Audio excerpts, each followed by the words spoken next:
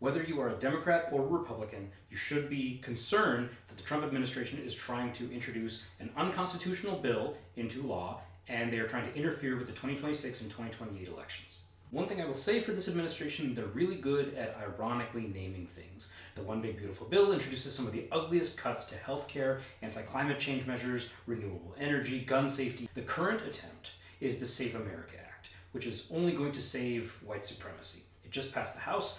We're going to talk about it because you got to call your senators.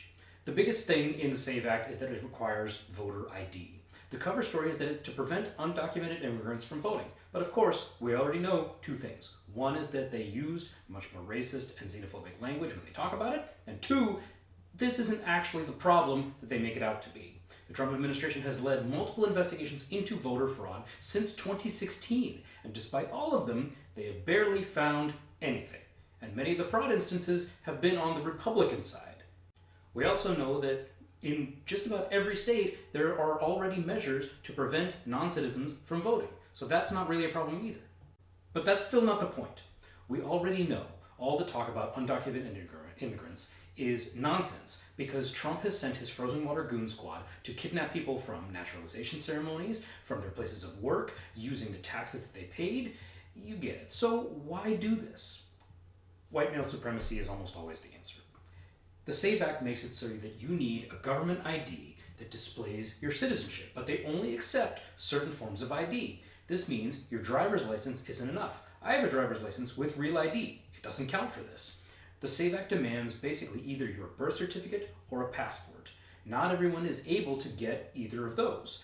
Some people don't have their birth certificate, may not be able to get it because they've moved or because of record-keeping issues or some other issue. Some folks have changed their name due to marriage or some other reason, and therefore don't have a current ID that matches their birth certificate. Some folks are disabled and rely on mail-in voting and registration, and therefore can't always get to a facility to get either of these documents. So this disenfranchises married women because the Heritage Foundation thinks that they should defer to their husbands, transgender people because MAGA doesn't want them to exist, disabled people because Trump wants to punish them for being disabled. They also want to ban mail-in voting because Trump doesn't like American military troops or anybody that goes to college.